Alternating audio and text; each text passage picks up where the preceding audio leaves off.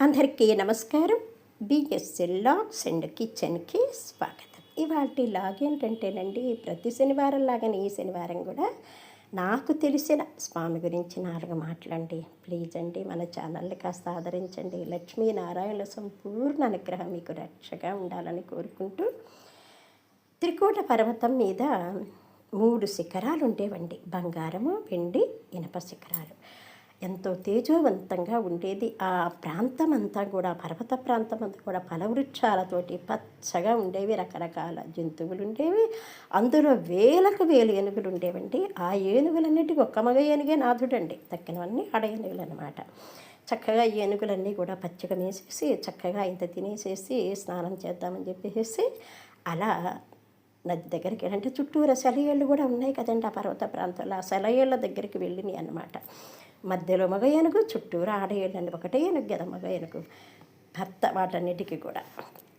ఏనుగులన్నీ కూడా చక్కగా మగ ఏనుగు మీద తొండంతో నీళ్లు పోస్తూ సరసం ఆడుతున్న సమయంలో ఒక ఉపద్రవం వచ్చేసిందండి. ఒక మొసలు వచ్చేసి మగ ఏనుగు కాలు పట్టేసుకుంది. అసలు ఎంత గిలగిల్లాడుతుందో పాప మగ ఏనుగు, ఎంత బాధ అనుభవిస్తున్నది. చుట్టూరా ఉన్న ఆడ ఏనుగులు గిలగిల్లాడుతున్నాయి. అయ్యో భర్తకి ఇంత ఆపద వచ్చింది ఎట్లా అని పాపం అవి ఏం చేయలేక నిస్సహాయ స్థితిలో ఉన్నాయండి.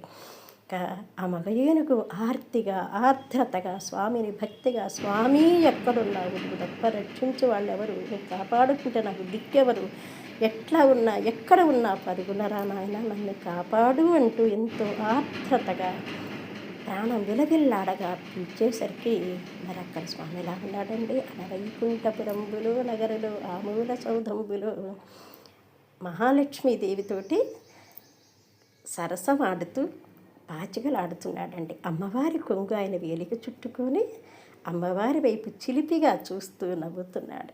ఆయన చూపులకి, ఆయన చేష్టలకి అమ్మవారు సిగ్గుపడుతూ నవ్వుతూ పాచికలాడుతూ ఉన్నదండి. అంత ఆనందకరమైన సమయంలో ఆ ఏనుగు పిలుపు వినంగానే స్వామి అమ్మవారికి చెప్పలేదండి, గరుడ వాహనం ఎక్కలేదు, శేషువుకి చెప్పలేదు, హుటాహుటిని బయలుదేరాడండి. శంకు చక్రాలు ధరించలేదండి. ఆ వేలుకు చుట్టుకున్న చీర అలాగే ఉంది. ఇంకా ఆయన బయలుదేరాడంటే ఆయన అమ్మటి అమ్మవారు, అమ్మవారి అమ్మటి చెలికెత్తలు, ఆయన శంకు చక్రాలు, గరుడు, శేషువు, అలా అన్నీ కూడా ఆయన అమ్మటి పరిగెత్తున్నాయి. కింద నుంచి చూస్తున్న వాళ్ళకి ఆశ్చర్యం అనిపిస్తుంది, ఎక్కడికి వెళ్తున్నారు వీళ్ళందరూ అనుకున్నారు.